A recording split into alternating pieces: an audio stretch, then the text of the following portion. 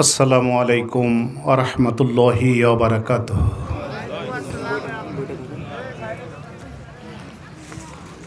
আলহামদুলিল্লাহ আলহামদুলিল্লাহি কাফা ওয়া সালামুন আলা ইবাদিহিল্লাযিনা ইসতাফা, আম্মা বাদ।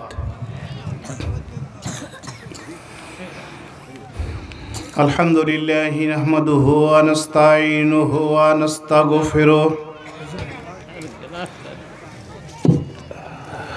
ونعوذ بالله من شرور أنفسنا ومن سيئات أعمالنا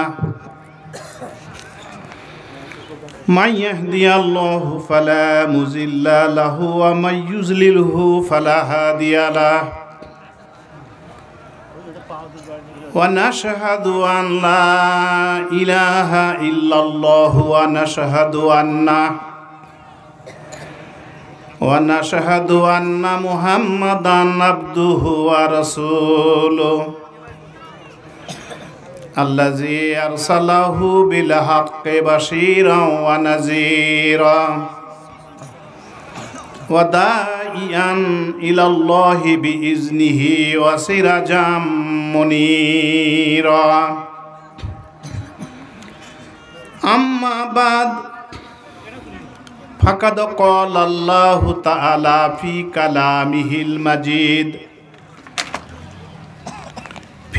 كلامه المجيد والفرقانه الحميد.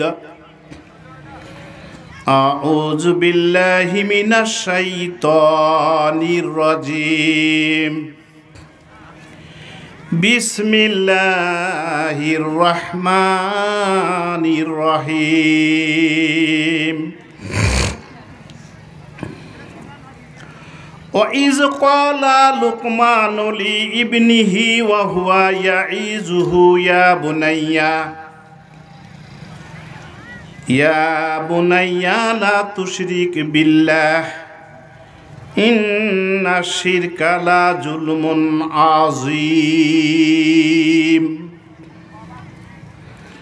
ووصينا الإنسان بوالديه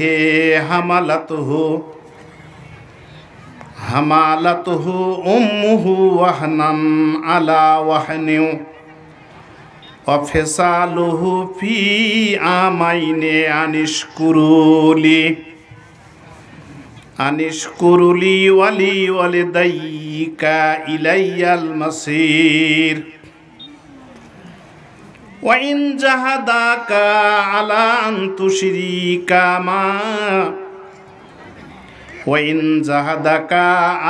أن تشرك بما ليس لك به علم فلا تطعهما وصاحبهما في الدنيا معروفا واتبع سبيل من أناب إلي ثم إلي مرجعكم فأنبئكم بما كنتم تعملون.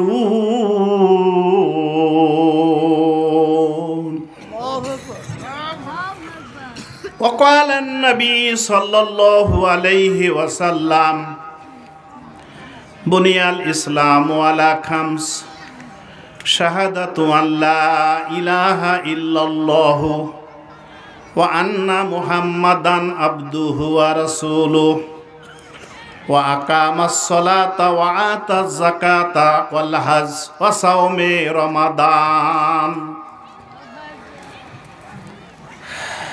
বিনোদনগর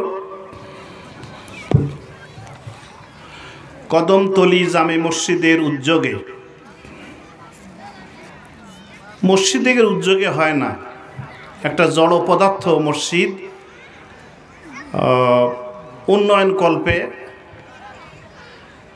উন্নয়নের লক্ষ্যে এরকম ভাষাটা হলে ভালো হতো। তাফসিরুল কোরআন মাহফিল, সম্মানিত সাহেবে সদর, সভাপতি জনাব আলহাজ তৈয়বউদ্দিন সরকার, দামাত বারকতুহুমুল আলিয়া, আল্লাহ তার হায়াত বৃদ্ধি করে দিক, সবাই বলি আমিন। হাসরের ময়দানেও আল্লাহ তাআলা যেন এই কোরআনের মাহফিলের যেমন সভাপতিত্ব করছেন, আল্লাহ সেদিনও তার মর্যাদা বৃদ্ধি করে দিক, আমিন। সহসভাপতি আলহাজ মুজিবুর রহমান, আল্লাহ তার এই গোলামকে উঁচু মর্যাদা দান করুক দুনিয়া ও আখিরাতে, আল্লাহুম্মা আমিন। প্রধান অতিথি জনাব আনোয়ারুল ইসলাম, কেন্দ্রীয় মজলিস শুরার সদস্য, বাংলাদেশ জামায়াত ইসলামী। প্রধান মেহমান জনাব AJM শাহাবুদ্দিন সুজন, সাবেক সাধারণ সম্পাদক, উপজেলা বিএনপি নবাবগঞ্জ। প্রধান বক্তা কারি মাওলানা মুফতি রাশেদুল ইসলাম রাইফি।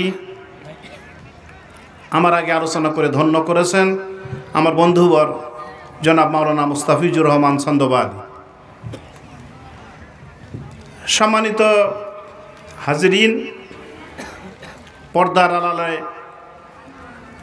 অবলা সরলা সতী ও সাধী আমার মা ও বোনেরা, আমি দোয়ার জন্য আবারও সালাম পেশ করছি। আসসালামু আলাইকুম ওয়া রাহমাতুল্লাহি ওয়া বারাকাতুহু। আপনারা সবাই কেমন আছেন? আলহামদুলিল্লাহ। এই হাঁটু ব্যথা খুব তীব্র যন্ত্রণা দিচ্ছে, হাঁটতে কষ্ট, তাছাড়া মোটামুটি ভালো আছি আলহামদুলিল্লাহ। 16 বছর পর, প্রায় 1.5 যুগ পরে, কারো অনুমতি ছাড়া আল্লাহর কালামের আলোচনা আল্লাহর জমিনের নিচে হচ্ছে, কারো অনুমতি ছাড়া। জোরে বলেন আল্লাহু আকবার, আরো জোরে বলেন আল্লাহু আকবার। কোনো ভয় নেই? আছে? পুলিশের কোনো ভয় আছে? কে বা কখন কাকে আবার পাঠিয়ে দেয়, কোথায় বা পুলিশের গাড়ি আসে, ভয় আছে? যারা ভয় দেখাতো তারাই এখন ভয়ে অস্থির। জোরে বলেন ঠিক কিনা? আরো জোরে বলেন ঠিক কিনা? আল্লাহ ভাইদেরকে হেদায়াত দান করুক, কোরআনের ছায়াতলে আসার সুযোগ করে দিক, কোরআনের পথে আল্লাহ তাআলা কবুল করুক, বলেন আমিন।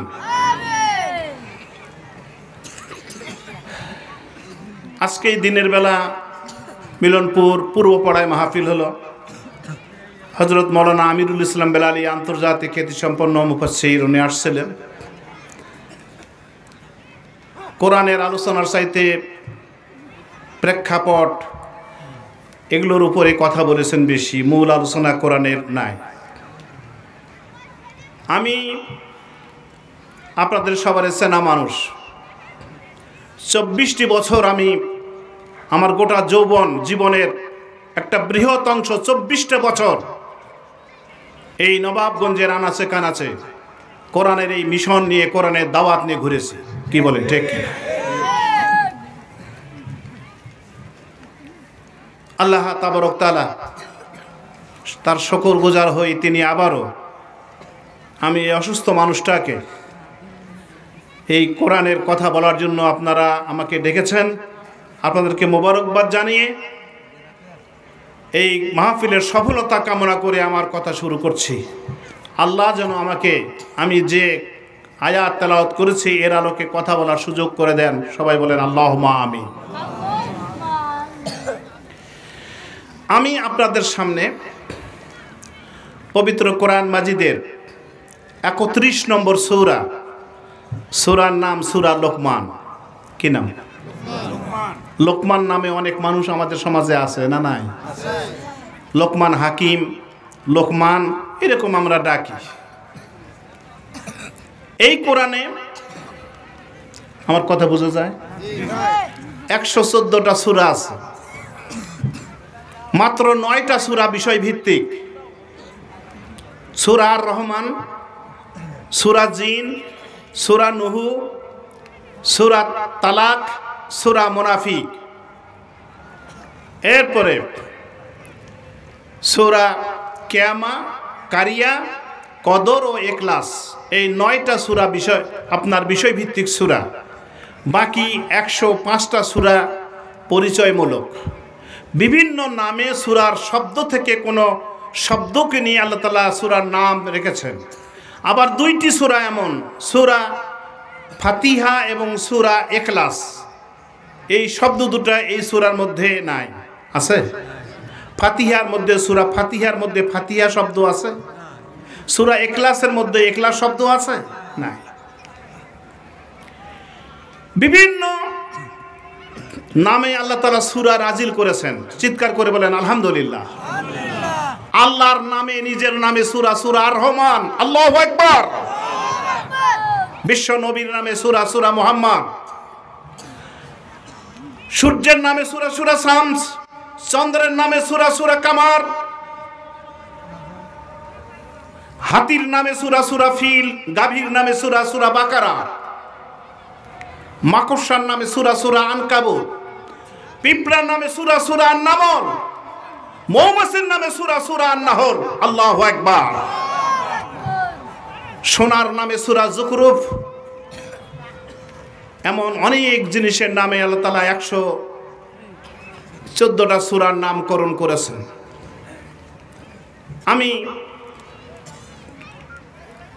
তাহলে কোরআনের মোট সূরার সংখ্যা কতগুলো? জোরে বলেন। 114। এর বেশিরভাগ সূরা আল্লাহর নবীর জীবনটা, কোরআনকে বুঝতে গেলে নবীকে বুঝতে হবে, কারণ নবী হলেন জীবন্ত কোরআন। কি বলেন, ঠিক কিনা? একদল সাহাবী মা আয়েশার কাছে গিয়ে বলছেন, হে উম্মাহাতুল মুমিনিন, আমরা আপনার কাছে জানতে এসেছি রাসূলের চরিত্র কেমন ছিল। মা আয়েশা বললেন, কেন? কানা খুলুকুহুল কোরআন, তোমরা কি কোরআন অধ্যয়ন করো না? যেটাই কোরআন সেটাই নবীর চরিত্র। আল্লাহু আকবার। লাকাদ কানা লাকুম ফি রাসূলিল্লাহি উসওয়াতুন হাসানা, আমি রাসূলের জীবনে তোমাদের জন্য মডেল করেছি, আদর্শ করেছি। ওয়া ইন্নাকা লাআলা খুলুকুন আযীম, আমার নবী হলো বিশ্বের মধ্যে সেরা মানুষ, উন্নত চরিত্রের অধিকারী। আল্লাহু আকবার। তাই রাসূলের জীবনটা ছিল মোট 63 বছর। তার হায়াত ছিল কত বছর? 40 বছরের জীবনটাকে বলা হতো মুহাম্মদ ইবনে আব্দুল্লাহ। নবুয়তের চরিত্র আল্লাহ তাআলা তাকে দিয়েছেন, কিন্তু পরিচয় ছিল না নবী। এরপরে বাকি 23 বছর ছিল মুহাম্মাদুর রাসূলুল্লাহ। এই মুহাম্মাদুর রাসূলুল্লাহর জীবনটা 23 বছর। এই 23 বছরে 13 বছর কাটিয়েছেন মক্কায়। এই মক্কায় যে সূরাগুলো নাজিল হয়েছে, কারো মতে 86, কারো মতে 88, কারো মতে 89, এই সব সূরাগুলোকে বলা হয় মাক্কি সূরা। বাকি সূরাগুলো বলা হয় মদিনায় কাটিয়েছেন তিনি 10 বছর, এগুলোকে বলা হয় মাদানী সূরা। কথা বোঝা যায়? যায়? রেসপন্স করবেন। এই সূরাটা সূরা লোকমান, এটা মাক্কি সূরা, হিজরতের পূর্বে নাজিল হয়েছে। কোরআনে লক্ষ লক্ষ সাহাবী রাসূলের ছিলেন, কোরআনে মাত্র একজন সাহাবীর নাম আছে, হযরত যায়েদ বিন হারিসা। বলেন আলহামদুলিল্লাহ। কয়জন সাহাবীর? একজন। কাফেরের নাম অনেকের আছে, নমরুদের নাম আছে, ফেরাউনের আছে, হামান আছে, কারুন আছে।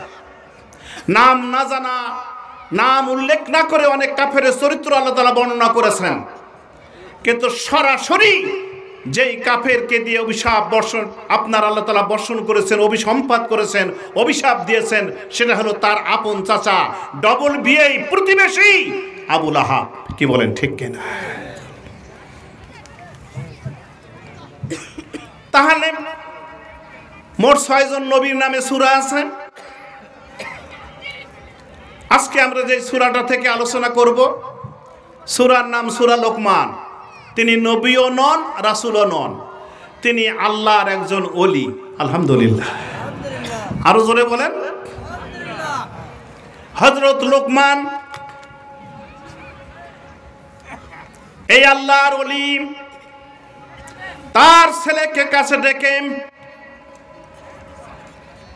ছেলেকে উন্নত চরিত্র আদর্শবান ছেলে বানার জন্য 11টা উপদেশ দিয়েছেন ছেলেকে। কয়টা? আরো জোরে বলেন। আমি যদি 11টা আলোচনা করি মিনিমাম আমাকে 5 ঘন্টা সময় লাগবে। এতক্ষণ আপনারাও থাকবেন না, আর পরে বক্তা আছে। আমি 2টি বলবো এবং 11টার শিরোনামগুলো আপনাদের শেষের দিকে আমি জানিয়ে দেব ইনশাআল্লাহ। আরো জোরে বলেন ইনশাআল্লাহ। আল্লাহ তাআলা বলতেছেন,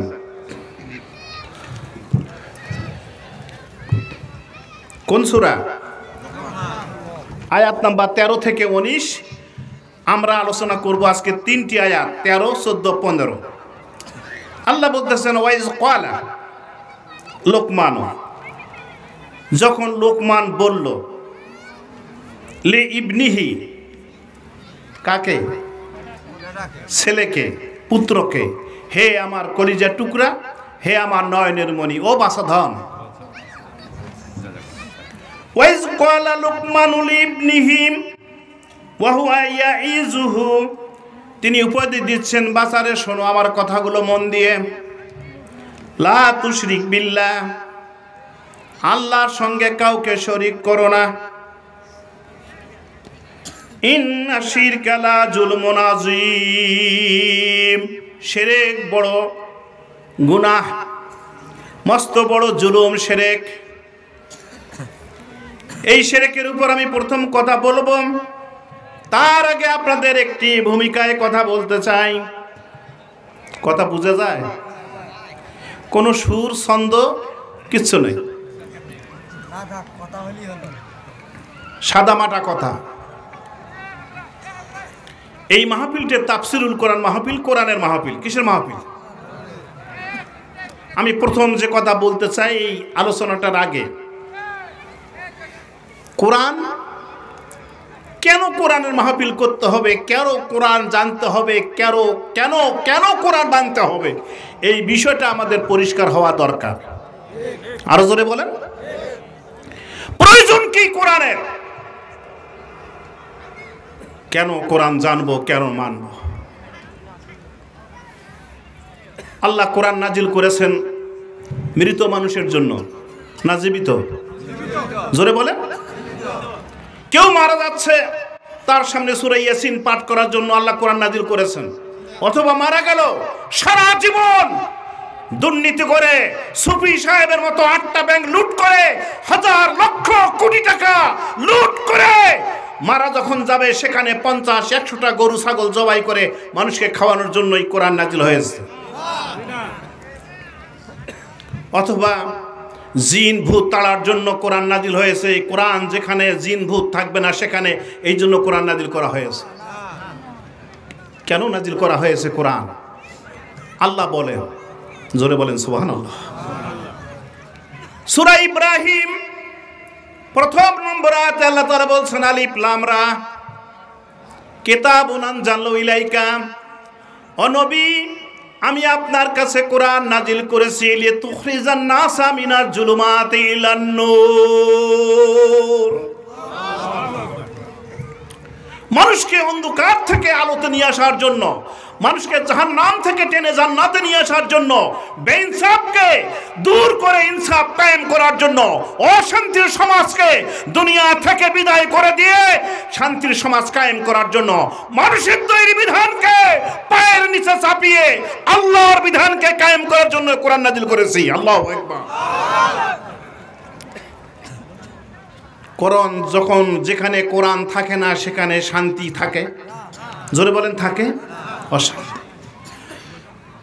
নবীজি যখন এসেছেন তখন সেখানে কোরআন ছিল না, 5টা দোষ ছিল। মানুষ আল্লাহকে চিনত না।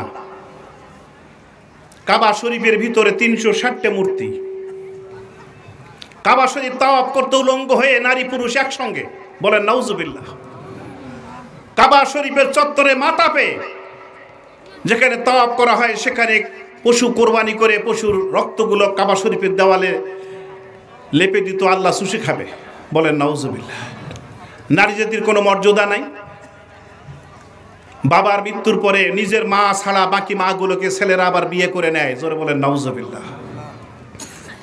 ছোট্ট বাচ্চা জন্ম নিয়েছে কন্যা বলে তাকে বাবা ওখানেই হত্যা করে, পাট গলায় পা তুলে দিয়ে আপনার মাটি চাপা দিয়ে তাকে হত্যা করে, বড় হলে যদি না পারে কোনো কারণে অ্যাক্সিডেন্টাল, তাহলে তাকে নিয়ে গিয়ে পাহাড়ি এলাকায় নিয়ে গিয়ে কূপের মধ্যে ফেলে পাথর নিক্ষেপ করে মেয়েকে মেরেছে।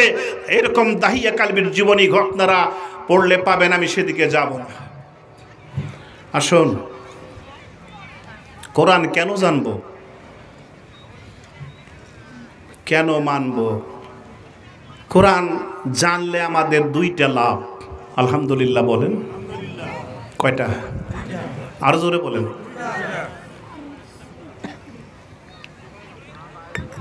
এক নম্বর লাভ হলো দুনিয়া, দুই নম্বর লাভ হলো পরকাল।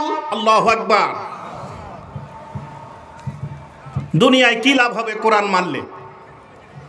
বলে দিয়েছেন আল্লাহ। কে? আরো জোরে বলেন। আল্লাহ বলে দিয়েছেন। সূরা আরাফ 96 নম্বর আয়াত। আল্লাহ বলেন, ওয়ালাউ আন্না হালাল কুরা আমানু ওয়াত্তাকাও। দুনিয়ার মানুষেরা শুনে নাও, যদি তোমরা আমি আল্লাহ আমার উপর ঈমান আনো আর এই কোরআন মেনে চলো, লা ফাতানা, তাহলে অবশ্যই আমি খুলে দেব বারাকাতে মিনাস সামাই ওয়াল আরজ, আসমানে যত বরকত আছে সব আমি তোমাদের জন্য জমিনের উপরে নাজিল করব। আল্লাহু আকবার। আর জমিনের নিচে যত রহমত আছে, তেল আছে, পেট্রোল আছে, অকটেন আছে, গ্যাস আছে,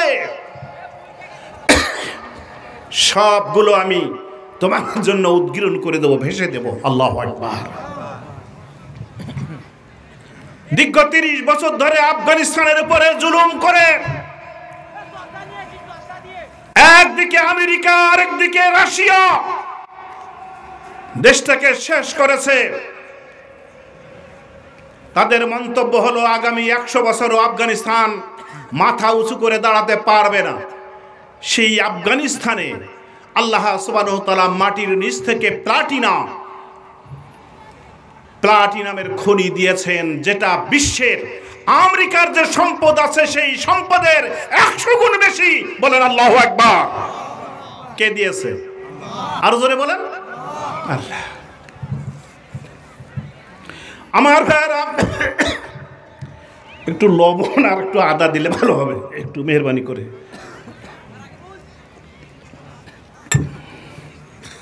দুইটা লাভ।